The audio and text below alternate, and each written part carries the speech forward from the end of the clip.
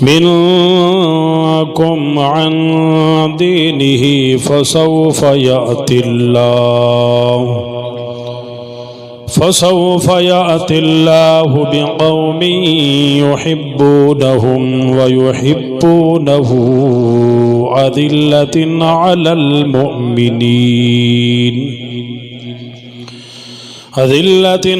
المؤمنين أعزة على الكافرين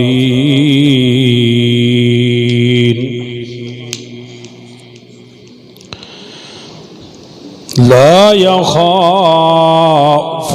لومة لائم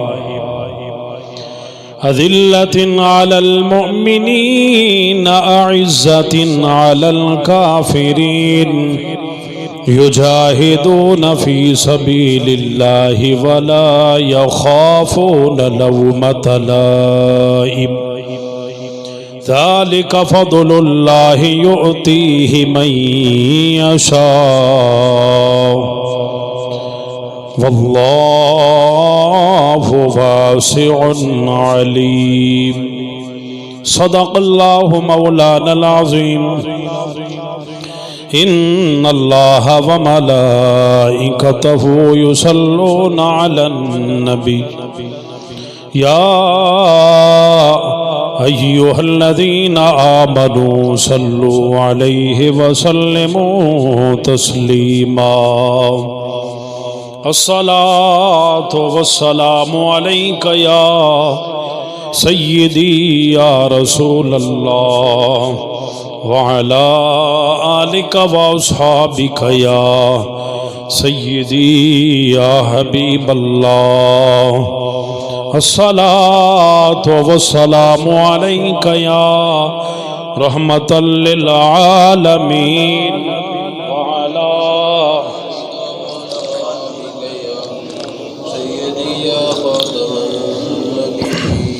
الصلاة والسلام عليك يا رحمة للعالمين وعلى آلك وأصحابك يا خاتم النبيين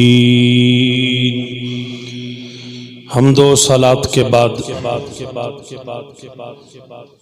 اللہ تبارک و تعالی کا بہت شکر ہے کہ اس رب کائنات کی توفیق خاص سے آج ہم جمعۃ المبارک ادا کرنے کے لیے حاضر ہیں۔ اللہ تبارک و تعالی ہماری حاضری کو اپنی بارگاہ صمدیت میں اندر قبول و منظور فرمائے۔ حضرت سیدنا صدیق اکبر رضی اللہ تعالیٰ عنہ آپ کے متعلق آپ کی عظمت و شان، سیرت و کردار کے حوالہ سے ہمارے موضوعات جاری ہیں۔ آج ایک فرمائشی موضوع ہے، اسی عنوان سے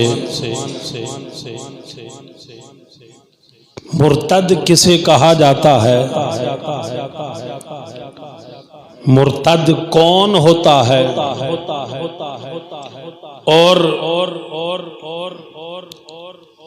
مرزائی کون ہوتے ہیں۔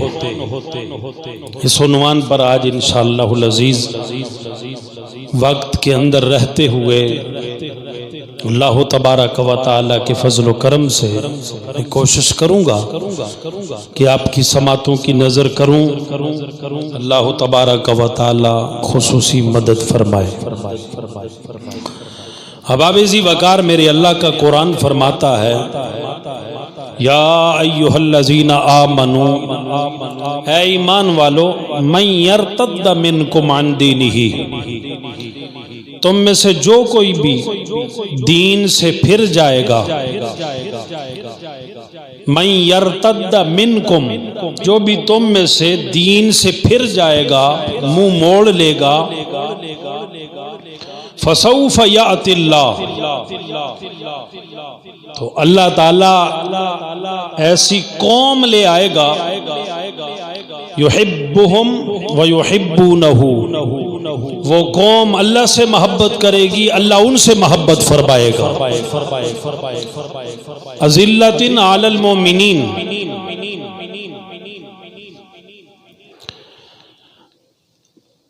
مومنین ان کے اوپر نرم ہوں گے،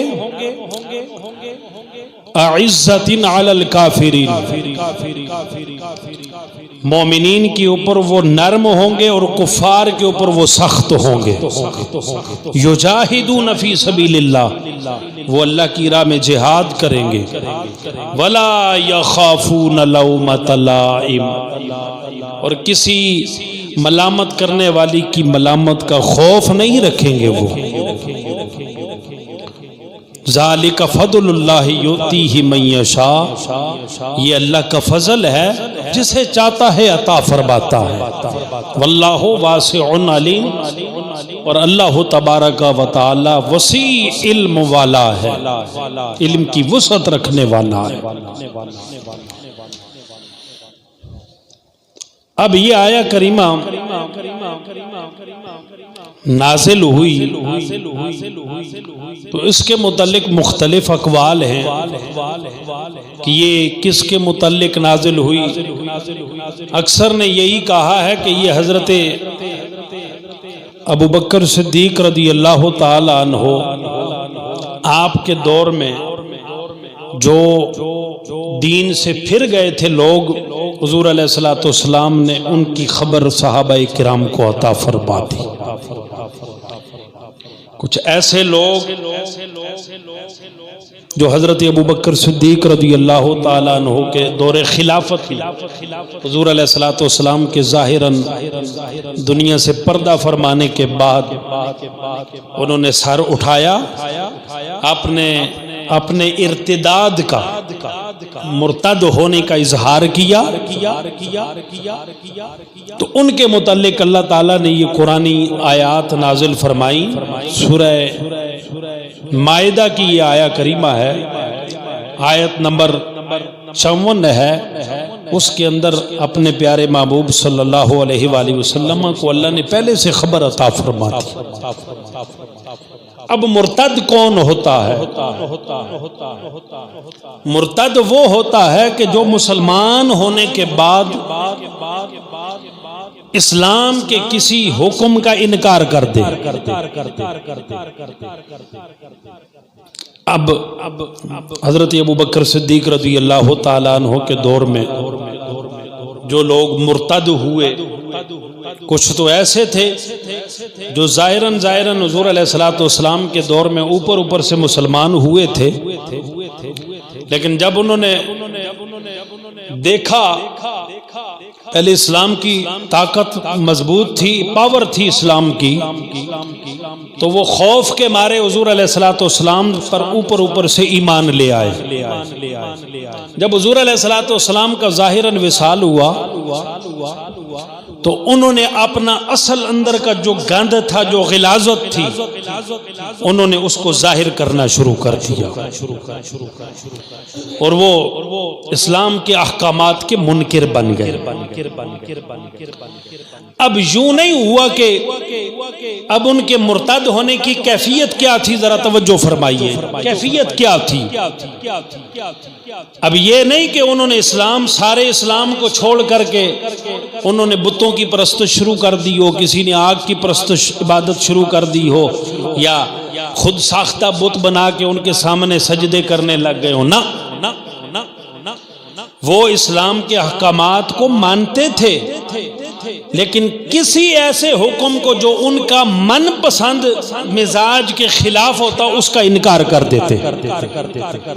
مثال کے طور پر ہمارے اسلام میں سور کا گوشت حرام ہے، خنزیر کا گوشت حرام ہے، خنزیر نجس العین ہے۔ کیا ہے؟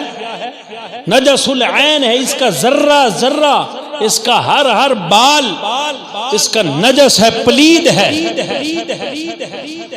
کیونکہ اسے اپنی مادی کی غیرت نہیں آتی، یہ دیوس ہوتا ہے۔ کیا ہے؟ بے غیرت ہے پرلے درجے کا۔ ہمارے معاشرے میں بھی جو پرلے درجے کا بے غیرت ہو، جس کے اندر غیرت نہ ہو سکے، تو خنزیر ہے۔ پتہ ہے کس وجہ سے خنزیر کہا جاتا ہے؟ اس کے اندر اپنی مادی کی غیرت۔ تو جس بندے کو اپنی عزت عفت کی غیرت نہ ہو تو پھر سمجھ لو اس کا اور اس کا حال دونوں کا ایک ہی ہے، اس میں اور اس میں فرق نہیں ہے۔ تو اب اس کا بال نجس ہے، پلید ہے۔ ان کی منشا ہوتی کہ ہمارا دل کرتا ہے کہ یہ خنزیر کا گوشت ہم کھائیں اور ہمارے لیے حلال ہونا چاہیے۔ اب اس ایک حکم کو، جو اسلام کا ایک حکم ہے جس کو اسلام نے حرام کر دیا، اس کو وہ حلال سمجھتا ہے، تو کیا ہے؟ اسلام سے پھر گیا ہے۔ کیا ہو گیا؟ اسلام سے پھر گیا، مرتد ہو گیا۔ اب کسی کی منشا شراب کی طرف دل کر رہا ہے، جی چاہ رہا ہے، تو وہ کہتا ہے شراب حلال ہونی چاہیے، یہ حرام کیوں ہے؟ تو اب اور احکامات کو مان رہا ہے، اور احکامات کو مانتا ہے، لیکن اسلام کے ایک قطعی حکم کو وہ اپنے لیے حلال سمجھ رہا ہے، اس وجہ سے وہ اسلام سے پھر گیا ہے۔ اب یہ مرتد ہے۔ کیا ہے؟ مرتد ہے۔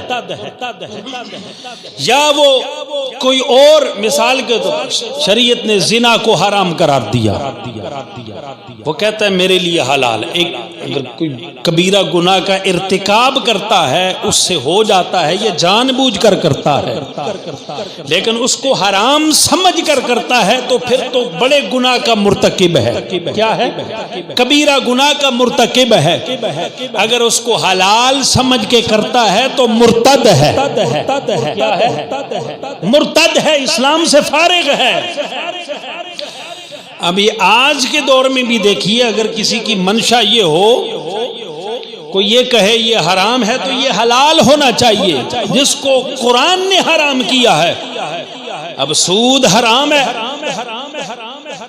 ہمارا پاکستان کا صدر تھا ممنون حسین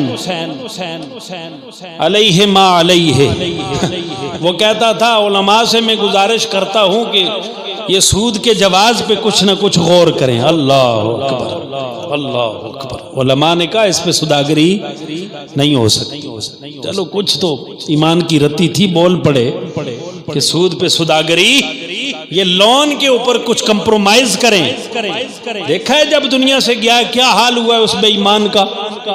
جب دنیا سے گیا ہے تو 3-4 بندے اس کا جنازہ پڑھنے والے تھے، اور ادھر دیکھیں جو اسلام کے اسلام پہ اپنی جانیں قربان کرنے والے ہیں، حضرت غازی ملک ممتاز حسین قادری کو دیکھ لے۔ آپ کی نماز جنازہ پڑھنے تل دھرنے کی جگہ نہیں ہے، 4 دانگے عالم سے دنیا جنازہ پڑھنے کے لیے آ رہی ہے۔ ایک کانسٹیبل تھا، عام سا بندہ تھا، پولیس والا، تو اب اس کو اللہ نے عزت کیسی عطا فرمائی۔ بڑے بڑے آپ کی جب شہادت ہوئی، آپ کے قدموں پہ سر رکھ کے رونے لگے، اپنے امام قدموں میں رکھ دیے، واہ ملک ممتاز حسین قادری، تو اسلام کی بازی لے چکا ہے، تو نے ہم سب کا قرض ادا کر دیا، کر چکا دیا ہے، امت سے تو نے قرض چکا دیا ہے۔ اللہ اکبر۔ تو اب یہ دیکھیے، کوئی اسلام کے ایک حکم کے بارے میں کہتا ہے یہ اس طرح نہیں، اس طرح ہونا چاہیے، وہ کیا ہے؟ اسلام سے پھر گیا ہے، وہ کیا ہے؟ مرتد ہے۔ حضور علیہ الصلوۃ والسلام نے فرمایا، یہ میرے پاس مصنف ابن ابی شیبہ ہے، اس کے اندر حدیث مبارکہ ہے،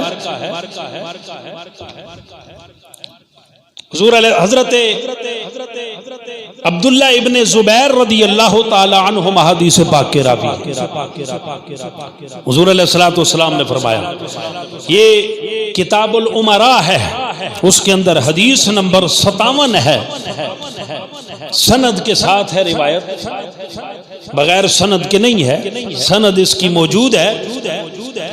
تو حضرت عبداللہ ابن زبیر رضی اللہ تعالی عنہما حدیث پاک کے راوی فرماتے ہیں قالا رسول اللہ صلی اللہ علیہ وسلم، حضور علیہ الصلوۃ والسلام نے فرمایا لا تقوم الساعہ، قیامت بپا نہیں ہوگی حتی یخرج ثلاثون کذابون، ثلاثون کذابا، حضور علیہ الصلوۃ والسلام نے فرمایا اس وقت تک قیامت بپا نہیں ہوگی جب تک 30 جھوٹے کذاب دجال نبوت کے دعوے دار پیدا نہ ہو جائے۔ حضور علیہ الصلوۃ والسلام نے پہلے ہی بتا دیا میری امت میں 30 ثلاثون دجالون کذابون، 30 جھوٹے نبوت کے دعوے دار پیدا ہوں گے۔ قیامت اس وقت تک بپا نہیں ہو سکتی جب تک یہ 30 جھوٹے نبوت کے دعوے دار پیدا نہ ہو جائے۔ تو حضرت ابو بکر صدیق رضی اللہ تعالیٰ عنہ آپ کے دور میں ہی 7 جھوٹے نبوت کے دعوے دار پیدا ہو گئے تھے، مدعیان نبوت پیدا ہو گئے تھے۔ ایک حضرت عمر پاک رضی اللہ تعالیٰ عنہ کے دور میں پیدا ہوئے۔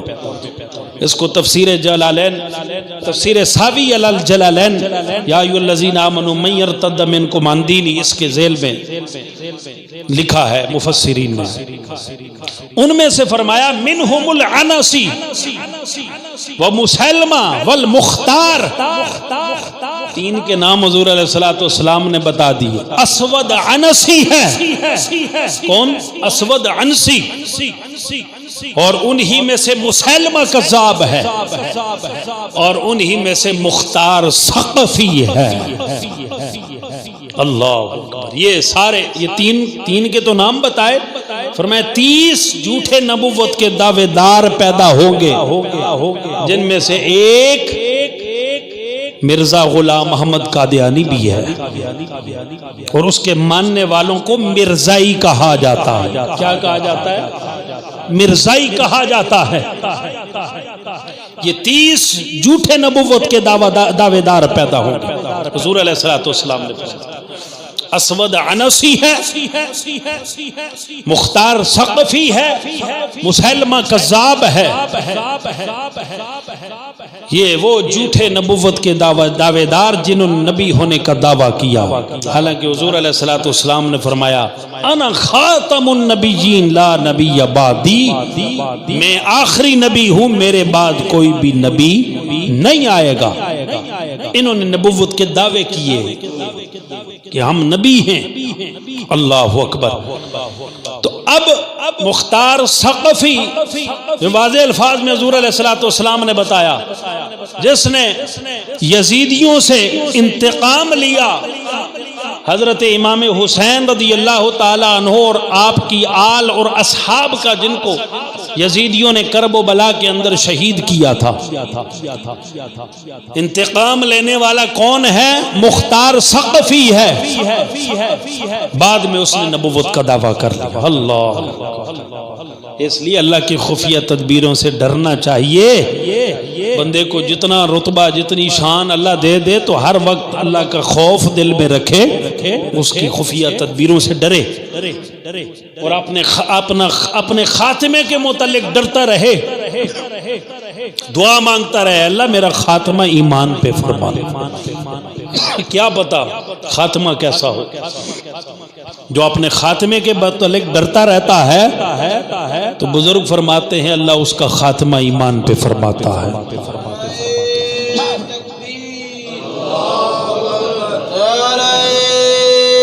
رسالت یا رسول اللہ، تحقیق تاجدار ختم نبوت زندہ باد، تاجدار ختم نبوت زندہ باد، تاجدار ختم نبوت زندہ باد، زندہ باد، نعرہ حیدری یا علی۔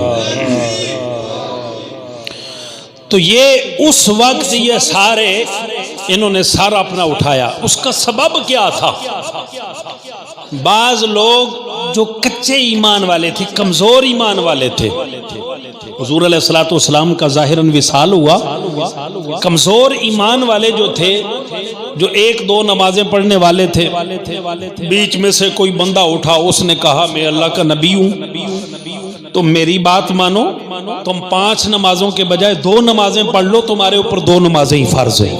جو کچے ایمان والے تھے، جن تک شریعت کے احکامات پورے طور پہ نہیں پہنچے تھے، پورے اسلام کے احکامات سے واقف نہیں تھے، انہوں نے کہا اس سے اچھی بات کون سی ہو سکتی ہے، ہمیں جو ہے رعایت مل رہی ہے عبادات کے اندر،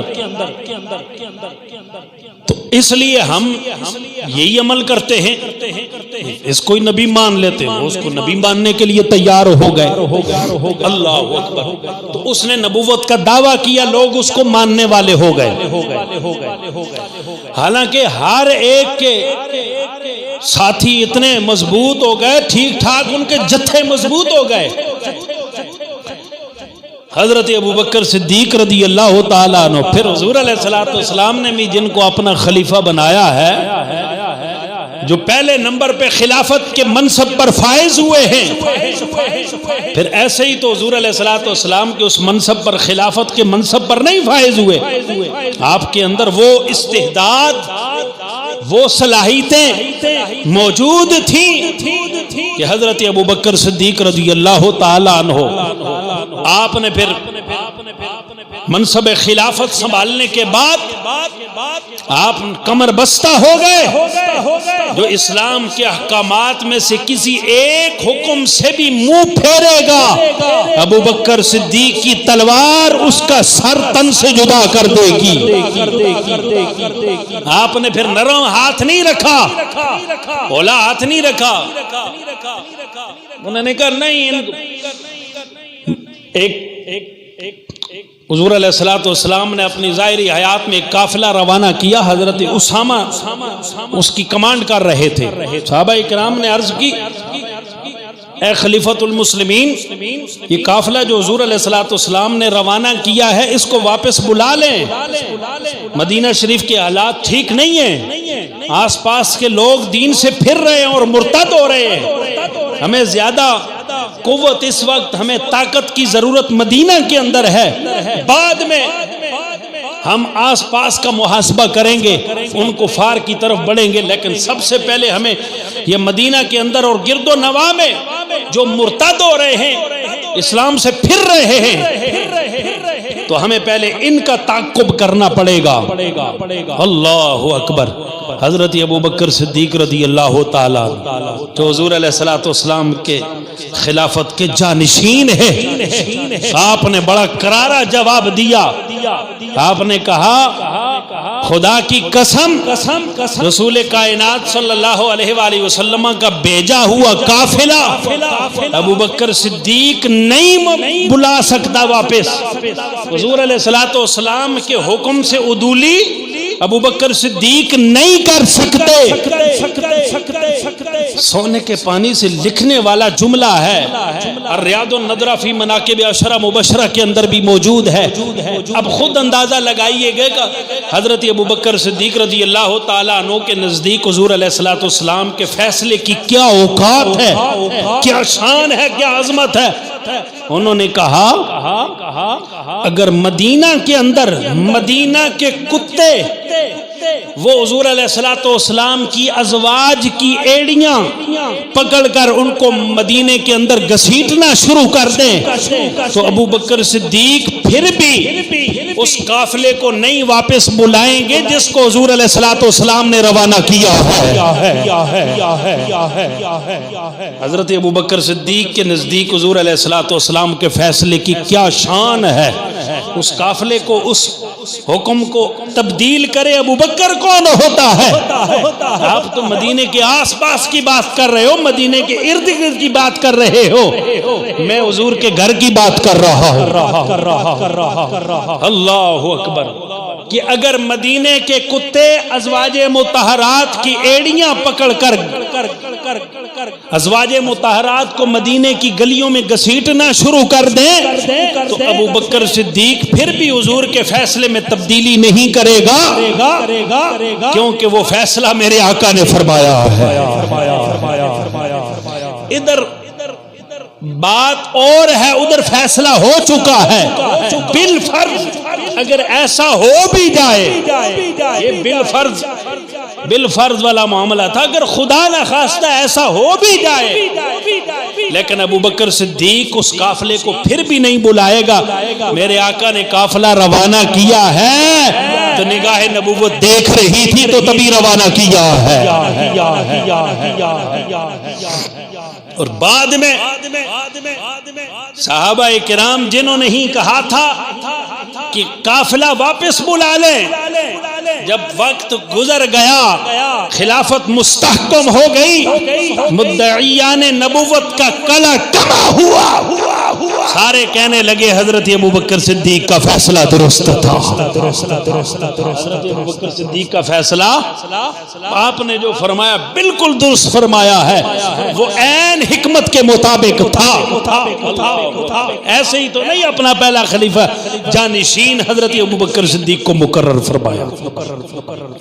آپ کے اندر وہ استعداد۔ اب حضور علیہ السلام کے ظاہراً وصال کے بعد صحابہ کی کیا حالت تھی؟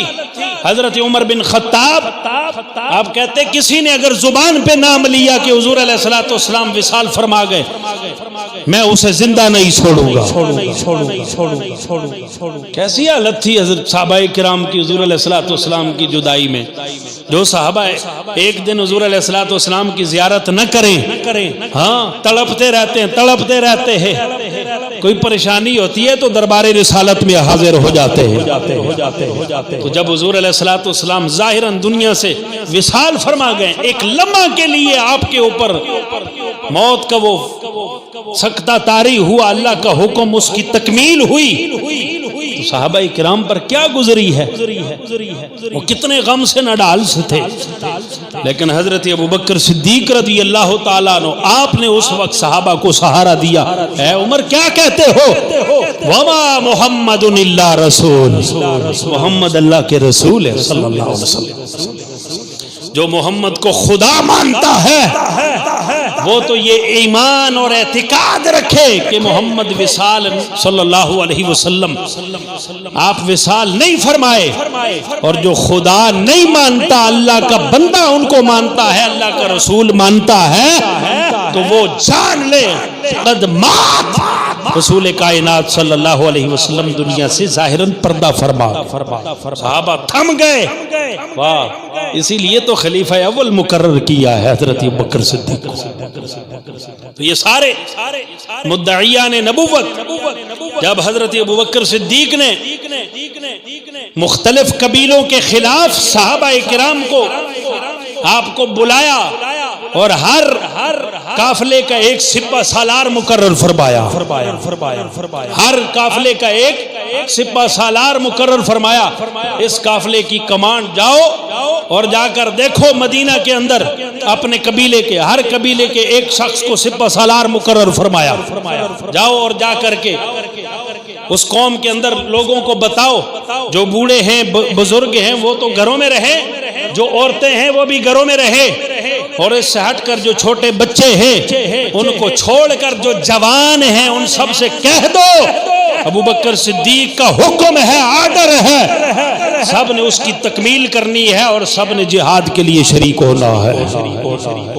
حضرت ابو بکر صدیق کا جب آرڈر پہنچا نا سب تک، پھر انہوں نے عدولی نہیں کی، انہوں نے بہانے نہیں کیے بنائے، یہ ہے ہماری یہ مجبوری ہے، ہم یہ کریں گے وہ کریں گے، نا سب تیار ہو گئے۔ انہوں نے کہا نہیں، کوئی بھی پیچھے رہنے والا نہیں، وقت کے امیر المومنین کا حکم آ چکا ہے۔ وہ میدان میں نکل پڑے۔ کسی کی کمانڈ کوئی صحابی کر رہا ہے، کسی کی کوئی کر رہا ہے، 11 جھنڈے حضرت ابوبکر صدیق نے دیے، ایک جھنڈا حضرت خالد بن ولید کو حضرت ابوبکر صدیق نے سونپ دیا، ایک جھنڈا حضرت اکرمہ بن ابی جہل کو عطا فرما دیا۔ ابو جہل کے بیٹے تھے، ابو جہل کون ہے اور حضرت اکرمہ کون ہے؟ میرے مصطفیٰ کریم علیہ السلام کے غلاموں، میرے رب کی تقدیروں کو دیکھیے۔ ابو جہل جو میرے مصطفیٰ کریم علیہ السلام کا دشمن، ہر وقت میرے مصطفیٰ کریم علیہ السلام کو اذیت دینے کے پرتلا ہوا، لیکن اللہ تبارک و تعالی نے اس کی اولاد میں سے حضرت اکرمہ کو صحابیت کا شرف عطا فرما دیا۔ اسی لیے پھر ہم کہتے ہوتے ہیں، ہمارا عقیدہ نظریہ ہے، ابو جہل دیکھو اب مردوں کے گھر میں اللہ زندہ عطا فرما رہا۔ ابو جہل مردہ، جس کے پاس ایمان نہیں وہ کیا ہے؟ مردہ ہے، اور جس کو اللہ نے ایمان کی دولت عطا فرمائی وہ زندہ ہے۔ تسی سارے بھی زندہ ہو، آنکھوں زندہ ہو کہ سبحان اللہ۔ جڑا زندہ ہے وہ بولے، مردہ کوئی بھی نہ بولے۔ تو اب اسی لیے ہمارا یہ عقیدہ اور نظریہ ہے، اگر اولاد میں سے کوئی بگڑ جائے تو باپ کا قصور نہیں ہوتا۔ یہ جو بیٹے کے تان تشنی کرتے کرتے باپ تک پہنچ جاتے ہیں، زبانیں کھولتے ہیں، وہ اپنی قبر قیامت خراب کر رہے۔ ابو جہل جہالت کا باپ، بیٹا صحابی رسول حضور علیہ السلام کا عاشق، حضرت نوح علیہ السلام اللہ کے نبی، آپ کا بیٹا کنعان آپ کا منکر کافر ہے، وہ بھی اللہ کے نبی، اور آگے بیٹا دین سے پھر گیا، آگے صحابی رسول کو۔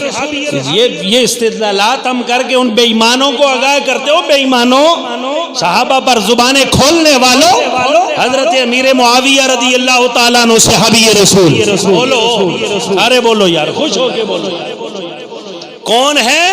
صحابی رسول۔ اور یزید آگے پلید، یزید پلید، وہ آگے پلید ہوا، گستاخ ہوا، گناہگار ہوا، فاسق و فاجر ہوا، اہل بیت اطہار کا اس کے حکم سے وہ آگے قتل ہوا نہیں ہوا، جنہوں نے قتل کیا آگے سزا بھگتی، گناہگار ہوا، فاسق و فاجر ہوا، اس سے صحابی رسول پر کیا لعن طعن کر رہے ہو؟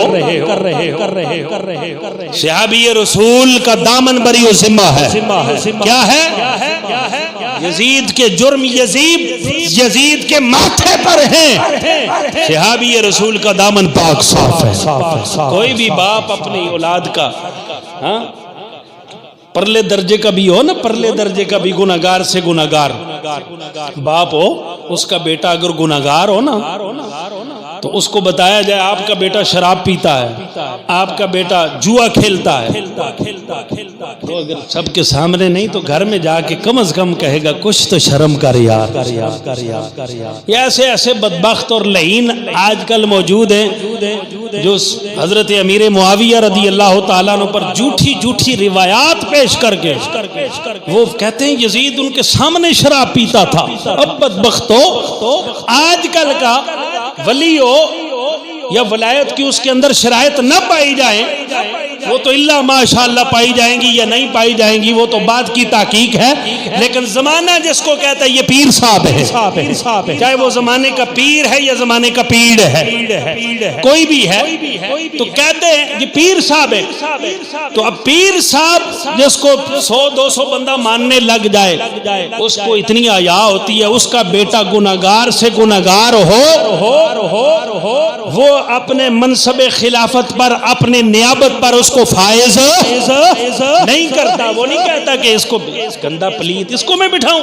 اپنے بیٹوں میں سے جو صاف ستھرا ہے چنگا ہے اس کو اپنا نائب بناؤں گا. کہتے ہیں کہ نہیں کہتے؟ آج کے اس دور میں جس کے اندر لوگ بالکل دین سے دور ہیں، اس دور کی یہ بات ہے کہ صحابی رسول پر کوئی لعن طعن کرے، ان پر زبان کھولے کہ حضرت امیر معاویہ رضی اللہ تعالیٰ عنہ آپ کو پتا تھا، آپ نے اس کے باوجود اپنے بیٹے کو شرابی تھا، زانی تھا، فلاں تھا، خلافت کا منصب عطا فرمایا. ہائے ہائے، ہم یہی کہتے ہیں افسوس ہے تمہارے ایمان پر اور تمہاری سوچ پر کہ کاش کے دین کے ساتھ سچے وابستہ ہو جاتے اور کچھ اسماء و رجال کو بھی پڑھ لیتے، تمہیں پتا ہوتا کہ یہ، اور تمہارے اندر سے گندگی صحابہ کی توہین اور بے ادبی اور گستاخی اگر نکل جاتی تو کیا یہ اللہ کا کرم ہوتا. لیکن جس کے ماتھے پہ غلاظت لگنی ہے تو لگنی ہے. صحابی رسول کا دامن پاک ہے، صحابی رسول کا دامن پاک ہے، صاف ہے. صحابی رسول ایسا نہیں کر سکتے. ہمارا ایمان ہے، ہمارا عقیدہ ہے. یزید کے جو جرم ہیں اس کے ماتھے پر ہے، بعد میں جرمدار ہوا، پلیت ہوا، ناپاک ہوا، جو بھی ہوا وہ سارا کچھ اس کے ماتھے پر. کنعان کی وجہ سے ہم حضرت نوح علیہ السلام پر لعن طعن نہیں کریں گے. حضرت اکرمہ صحابی رسول ہیں. اب کوئی آپ کو تانا مارے تمہارا باپ ابو جہل تھا، اس کو لگام دی جائے گی. زبان کو احتیاط سے استعمال کر. باپ اگر ایسا تھا تو باپ کا قصور ہے، اس میں بیٹے کا کیا قصور ہے؟ بیٹے کو تو اللہ نے اسلام کی دولت عطا فرماتی. تو یہ جھنڈے مسلمہ کذاب کے خلاف حضرت اکرمہ کو جھنڈا عطا فرمایا. اس کے بعد تیسرا جھنڈا سیدنا شرحبیل بن حسنہ کو عطا فرمایا. چوتھا جھنڈا حضرت خالد بن سعید کو عطا فرمایا. پانچواں جھنڈا حضرت سیدنا عمر بن العاص رضی اللہ تعالیٰ عنہ کو عطا فرمایا. چھٹا جھنڈا حضرت سیدنا حذیفہ بن محسن رضی اللہ تعالیٰ عنہ کو عطا فرمایا. ساتواں جھنڈا حضرت سیدنا ارفجہ بن ہرسمہ رضی اللہ تعالیٰ عنہ کو عطا فرمایا. آٹھواں جھنڈا سیدنا مان بن جابر کو عطا فرمایا. نوواں جھنڈا سیدنا سوید بن مقرن رضی اللہ تعالیٰ عنہ کو عطا فرمایا. دسواں جھنڈا سیدنا علا بن حضرمی کو عطا فرمایا. 11واں جھنڈا سیدنا مہاجر بن امیہ کو عطا فرمایا. یہ 11 جھنڈے عطا فرمائے. جاؤ جا کر ان قبیلوں سے جنگ کرو، اور یہ خیال کرنا جاؤ گے جنگ کرنے کے لیے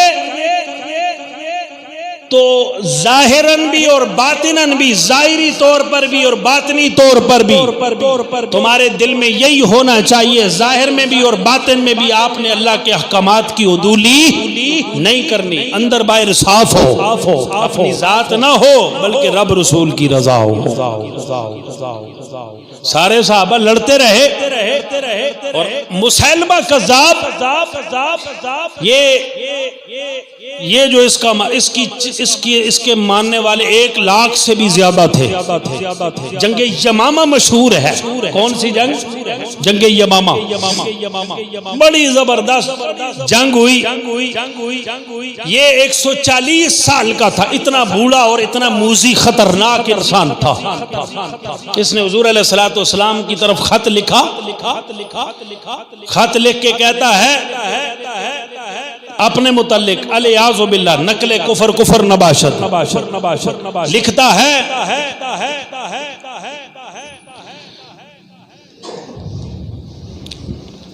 خط لکھ کے اپنی طرف منسوب کر کے کہ یہ اللہ کے رسول الیاذ باللہ مسلمہ کذاب کی طرف سے آپ کی طرف یہ خط ہے اور میں یہ کہہ رہا ہوں کہ آدھی زمین آپ کی ہے اور آدھی زمین میری ہے. اللہ آدھی زمین آپ کی اور آدھی زمین میری ہے۔ اللہ اکبر کبیرہ۔ حضرت ابوبکر صدیق، یہ حضور علیہ السلام نے آگے سے پھر جو اسے جواب دیا وہ یوں اس نے خط لکھا، تو جب یہ لکھ کے بھیجا تو پھر حضور علیہ السلام نے آگے سے فرمایا اما بعد، جب اس نے خط لکھا تو اس نے کہا وَكَتَبَ إِلَىٰ رَسُولِ اللَّهِ مِن مُسَيْلَمَةِ رَسُولِ اللَّهِ إِلَىٰ مُحَمَّدِ رَسُولِ اللَّهِ، اس کے الفاظ کہ یہ اللہ کا رسول لکھ رہا ہے، جھوٹا نبوت کا دعوے دار تھا۔ اس نے حضور علیہ السلام کی طرف لکھا کہ رسول اللہ کی طرف یہ میرا خط ہے۔ فَإِنَّ الْأَرْضَ أَمَّا بَعْدُ فَإِنَّ الْأَرْضَ نِصْفُهَا لِي وَنِصْفُهَا لَكَ، ایک آدھی زمین آپ کی ہے اور آدھی میری ہے، یہ لکھا۔ تو میرے مصطفیٰ کریم علیہ السلام نے اس کی طرف لکھا اللہ اکبر کبیرہ، میرے مصطفیٰ کریم علیہ السلام کے غلاموں، اس جھوٹے نبوت کے دعوے دار کی طرف میرے مصطفیٰ کریم علیہ السلام نے جب خط لکھا، آپ نے وہاں پر یہ الفاظ استعمال فرمائے اما بعد فإن الأرض، اما بعد فإن الأرض لله يورثها من يشاء من عباده والعاقبة للمتقين۔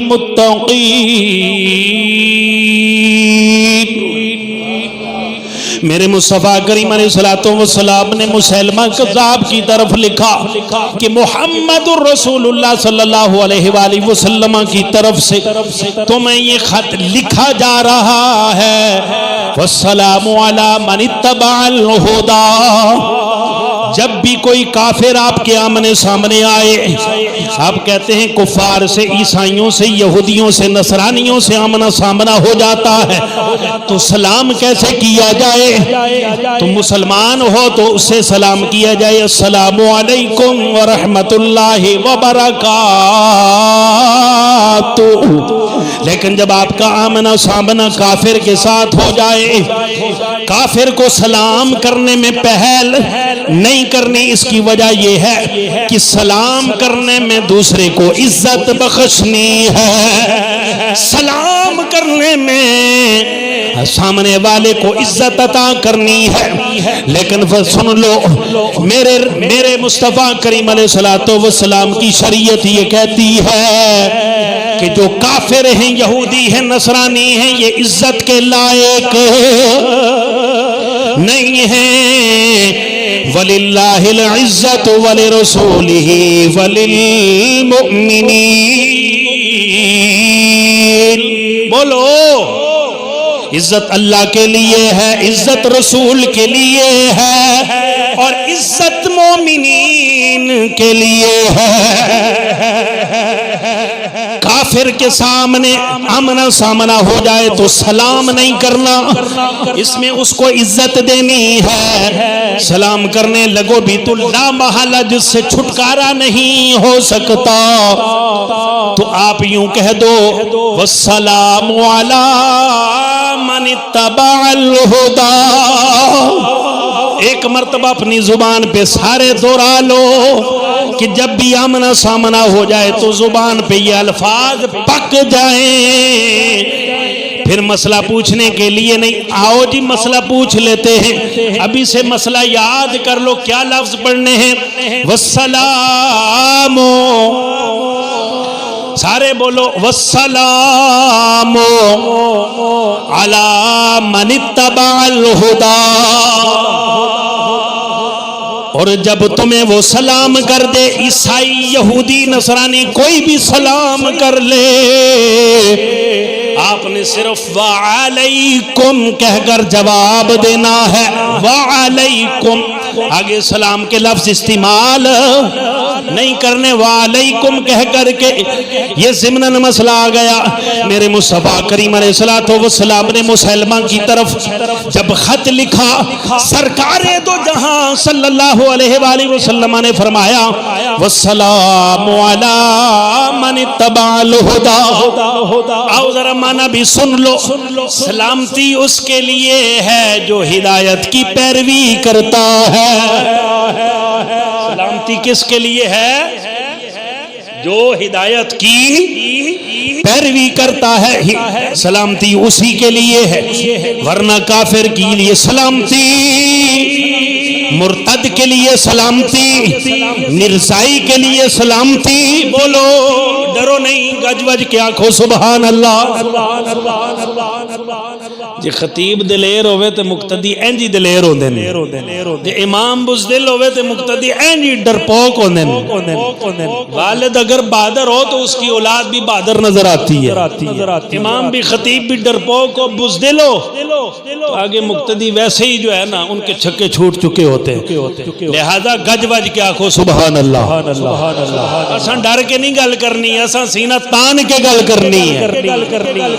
ہاں اسی جڑا رسول اللہ دے دین تو پھر سی ساڑی اس نال یاری نہیں، جو دین کے کسی ایک حکم سارے دین کو ماننے والا ہو، کسی ایک شریعت کے حکم سے عدولی کرنے والا ہو، منہ موڑنے والا ہو، ہماری اس سے یاری دوستی نہیں ہو سکتی۔ حضرت ابوبکر صدیق رضی اللہ تعالیٰ عنہ جب آپ نے علم بلند کیا مرتدین کے خلاف، صحابہ اکرام بعض نے صحابہ میں اختلاف پیدا ہوا اس موقع پر، حضرت ابوبکر صدیق نے فرمایا نہیں ابوبکر صدیق اگر تم نہیں نکلتے تو ابوبکر صدیق خود جنگی ساز و سامان لے کر میدان میں اترتے ہیں، خود نکلتے ہیں، اور یہاں تک کہ وہ آپ نکل پڑے، تلوار ہاتھ میں لی اور زرہ پہن لی، گھوڑے پر سوار ہو گئے۔ واہ واہ واہ، بولو یار سبحان اللہ۔ امیر ہوئے مسلمانہ تا انج دا ہوئے، مسلمانہ دے بادشاہ حکمران ہوئن تے انج ہوئن، انج نہیں کہ کافر جوتی مارن تے انہ دے اتھے ہی پیشاب ہی نکل جاوے،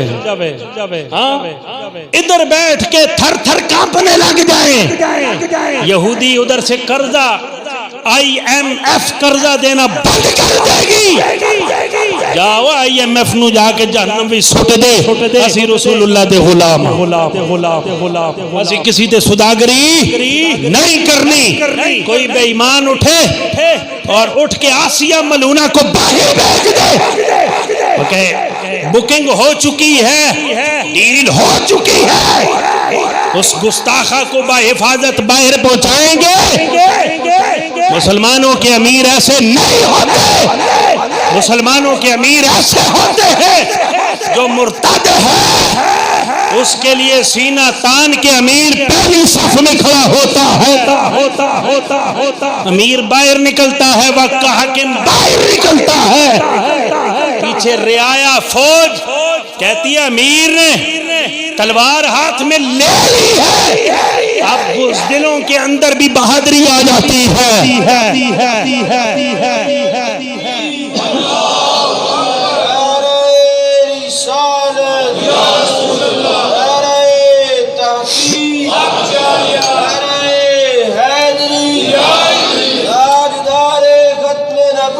زندہ باد زندہ باد تاجدار ختم نبوت۔ تو کیا حضرت ابوبکر صدیق باہر نکلے؟ مسلمانوں کے امیر ایسے ہوتے ہیں، حضرت مولا علی باہر نکلے، کمال محبت ہے صاحب حضرت مولا علی مشکل کشا رضی اللہ تعالیٰ عنہ کی، اب باہر نکلے، انہوں نے جا کر کہا یا امیر المومنین آپ اگر میدان جنگ میں نکلیں گے ہم کس لیے ہیں؟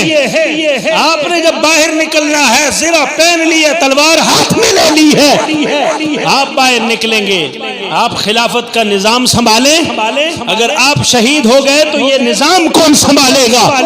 آج علی آپ کو وہی آپ سے عرض کرتا ہے جس وقت غزوہ احد میں آپ نے نبی پاک صلی اللہ علیہ وآلہ وسلم کی خدمت میں عرض کی تھی جب حضور علیہ الصلوۃ والسلام زرہ پہن کے تلوار ہاتھ میں لے کر نکلے تھے تو حضرت ابوبکر صدیق باہر گئے، عرض کی اللہ کے نبی صلی اللہ علیہ وسلم آپ تشریف لے جائیے، ہم ہیں نا، ہم غلام کس لیے ہیں، ہم جہاد میں جائیں گے، آپ تشریف فرما ہوئیے، ہم جانے کے لیے تیار ہیں۔ آج علی بھی آپ سے یہی گزارش کرتے ہیں، آپ تشریف لے جائیے، ہم جنگ کے لیے تیار ہیں۔ حضرت ابوبکر صدیق نے اعلان کر دیا، جس کے ذمے کوئی ایسے تھے جو زکوٰۃ کے منکر ہو گئے، انہوں نے کہا ہم زکوٰۃ نہیں دیں گے۔ حضرت ابوبکر صدیق رضی اللہ تعالیٰ عنہ آپ نے فرمایا اگر کسی کے اوپر زکوٰۃ آتی ہے اور زکوٰۃ میں اس کے ذمے رسی آتی ہے، اگر کوئی رسی دینے سے بھی انکار کرے گا ابوبکر صدیق اس کے خلاف اعلان جنگ کرتا ہے۔ ابوبکر صدیق اس کے خلاف میدان میں نکلیں گے، نہیں چھوڑ دیا جاتا ان کو، کہا جا کہ سب سے پہلے ان کو اسلام کی دعوت دینا، اسلام کی دعوت پیش کرنا، کسی عورت کو نہ مارنا، کسی بوڑھے کو نہ مارنا، ہاں ایسا بوڑھا جو ہیلا گر ہو، فسادی ہو اور جنگ کے جو ہیلے بہانے اور راز اور طریقہ کار ان کو حربے سکھانے والا ہو، اس کا لحاظ نہیں کرنا، اس کو وڈ دینا ہے، اس نو ٹھکانے لا دینا ہے، بچوں کو نہیں مارنا، اگر وہ اذان کی آواز آئے تو پھر بھی ان کے اوپر حملہ نہیں کرنا ہے۔ یہ شعر اب کہنا حکمرانے سے، جاؤ جا کر کہو ان سے ہم تمہارے لیے تیار ہیں، ہم جنگ کے لیے، کلمہ پڑھو۔ وہ آواز نکالتے ہیں، ہمارے حکمران ادھر پریشان ہو جاتے، تھر تھر کانپنے لگ جاتے، ادھر اپنوں پہ رعب جماتے رہتے۔ بھائی باہر دشمنوں سے مقابلہ کرو، ان کی آنکھوں میں آنکھیں ڈال کے بات کرو، پتہ چلے تمہاری کتنی بہادری ہے۔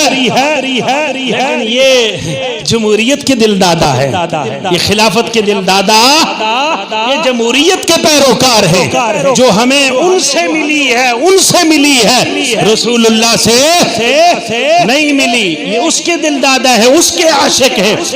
آج اگر خلفاء والا دور ہوتا تو دشمن کی آنکھ میں آنکھ ڈالنا یہ ہر مسلمان کا شیوا ہوتا۔ کاش کہ اللہ اسلام کا دور پھر لائے۔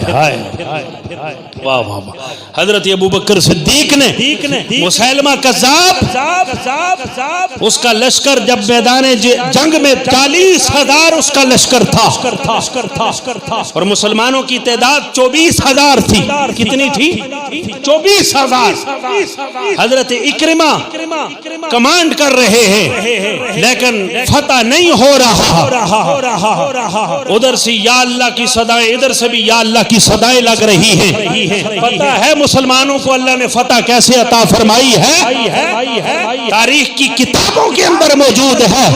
حضرت خالد بن ولید نے کمانڈ سنبھالی، سپہ سالار بنے اور مدینے کی طرف رخ کیا، اللہ کی صدا، یا اللہ کی صدا ادھر مسلمہ کی طرف سے بھی آ رہی ہے اور مسلمانوں کی، ہماری صحابہ کی جماعت سے بھی آ رہی ہے، لیکن فتح حاصل نہیں ہو رہی، جنگ جاری و ساری ہے، کبھی پلہ ادھر باری ہوتا ہے، کبھی ادھر باری ہوتا ہے، یہ اتار چڑھاؤ لگا رہا۔ صحابہ کرام نے، حضرت خالد بن ولید نے سوچ لیا کہ اس طرح ہمیں فتح حاصل نہیں ہوگی، مدینے کی جانب رخ کیا، صدا لگائی، صدا آپ نے بھی لگانی ہے، صدا لگائی، یا محمد آہو یا رسول اللہ۔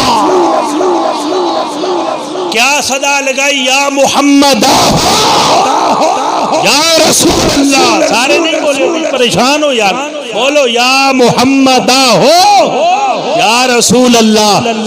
یا محمد آہو، دا کے آگے الف ہے، آخر ہا ہے، منادہ استغاثہ ہے، مدد کے لیے رسول اللہ کو پکارا ہے۔ اے اللہ اللہ کے رسول ہماری کشتی بڑی بنور میں پھنسی ہے، آج مدد فرما دیجئے۔ مدینے سے نگاہ ہوئی، صحابہ فرماتے ہیں قریب تھا کہ ہمارے ہاتھوں سے تلواریں گر جاتی، جب یا محمد ہو یا رسول اللہ کی صدائیں بلند ہوئی، ہمارے جگر مضبوط ہو گئے، تلواریں تھام لی اور مخالف پر اس طرح ٹوٹ پڑے۔ ہم نے مخالفین کو، مسلمہ کو اور مسلمہ کذاب کے ماننے والوں کو تہس نحس کیا، وہ سارے مسلمہ واصل بجہنم ہوا اور اس کے ماننے والے سارے بھاگ نکلے۔ اللہ نے مسلمانوں کو، صحابہ کو فتح عطا فرمایا۔ ایسے اس سے پتہ چلا صحابہ کا یہ عقیدہ تھا، حضور علیہ السلام کے ظاہراً وصال کے بعد بھی اگر کوئی رسول اللہ کو مدد کے لیے پکارتا ہے تو یہ شرک نہیں ہے، بلکہ میرے آقا کے غلاموں کی، صحابہ کی سنت ہے۔ آج کی مرزائی اس نے دعویٰ کیا میں نبی ہوں، ہمارا ایک ہی گولنے کا شہنشاہ میدان میں آیا، گل سٹیو نہیں، کم بڑے عروج تے تو بولو سبحان اللہ۔ گل بھی آخری ہے، باقی انشاءاللہ اگلے جمعے۔ تو حضرت جب اس نے نبوت کا دعویٰ کیا، بڑا علم رکھنے والا تھا، جہاں تاجدار گولڈا معمور من الرسول اعلی حضرت تاجدار گولڈا سیدنا پیر مہر علی شاہ رضی اللہ تعالیٰ عنہ، وہ گولڈے کا شہنشاہ، میرے آقا کی اولاد کا فرد، وہ میدان میں آئے۔ انہوں نے کہا اگر تو سچا ہے، نبوت کا دعوے دار ہے، قلم دوات رکھتے ہیں، تو اگر اللہ کا نبی ہے، قلم کو حکم دے وہ خود لکھے گی کہ مرزا غلام احمد قادیانی اللہ کا نبی ہے۔ اگر تو سچا نبی ہے تو قلم کو حکم دے وہ خود اٹھے گی اور لکھے گی تیرے نبی ہونے کا، اس کے متعلق لکھے گی۔ مہر علی شاہ اللہ کے فضل سے یہ دعویٰ کرتا ہے، یہ قلم کو حکم دے گا کہ یہ اللہ کا سچا ولی ہے۔ جب میدان سجا تو یہ مرزا غلام احمد قادیانی جس طرح ہیلے بہانے کرتا رہا، جس طرح ہیلا باز لومڑی ہوتی ہے، ہر طرح باغتا رہا، تو اس طرح بھی وہ اس چیلنج سے بھی باغ نکلا۔ اللہ نے مسلمانوں کو فتح عطا فرمائی اور اس شخصیت تاجدار گولڈا فاتح قادیان، ان کو اللہ نے فتح عطا فرمائی۔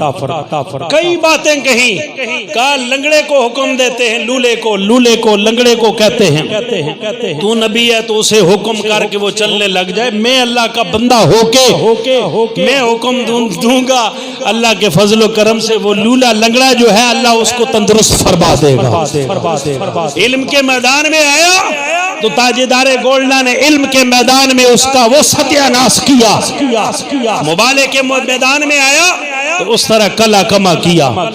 اللہ تعالیٰ نے ہر دور میں ہر فتنے کی سرکوبی کے لیے، ہر فرعون کے لیے ایک موسیٰ ہوتا ہے، ہر فرعون کے لیے ایک موسیٰ ہوتا ہے۔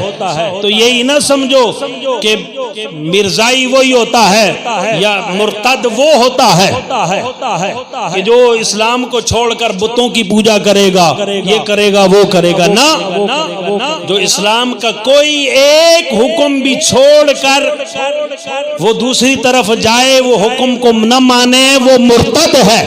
کیا ہے؟ مرتد ہے، اسلام سے پھر چکا ہے۔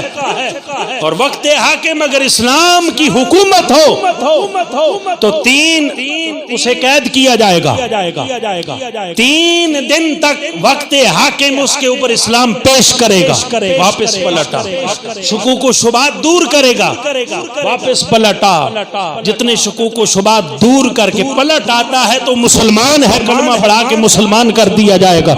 اگر نہیں تو وقت حاکم کو اختیار ہے اب اس کو پھانسی کے پھندے پہ لٹکا دیا جائے گا. یہ اسلام کا نظام نہیں. تو ابھی اسمبلیوں میں کافر کافر کی صدائیں، جو کافر ہو کافر مسلمانوں کی حکومت میں جزیہ ٹیکس دے کر رہ سکتا ہے، مرتد کو رہنے کی اجازت ہے. مرتد اس طرح ہے جس طرح باولا کتا ہوتا ہے. عام کتے رہ سکتے ہیں، یہ سمجھ لو کافر. اور باولا کتا ہو اس کو چھوڑتے ہیں نہیں چھوڑا جاتا، اس کو ٹھکانے لگایا جاتا ہے. تو یہ ہے مرتد کی ایسی سزا ہوتی ہے. اور جب عدالتیں دوسرے تیسرے یہ سارے اس کو تحفظ فراہم کریں تو پھر اللہ غازی ملک ممتاز حسین قادری کو ڈپٹی لگا دیتا ہے. ایسے ایسے عاشقار دور میں پیدا ہوتے ہیں، اور قیامت تک 30 جھوٹے مدعیان نبوت پیدا ہوں گے. اللہ ایک ہر دور کے لیے غازی پیدا کرے گا جو ان کو ٹھکانے لگائے گا. اللہ ہمیں عمل کی توفیق عطا فرمائے.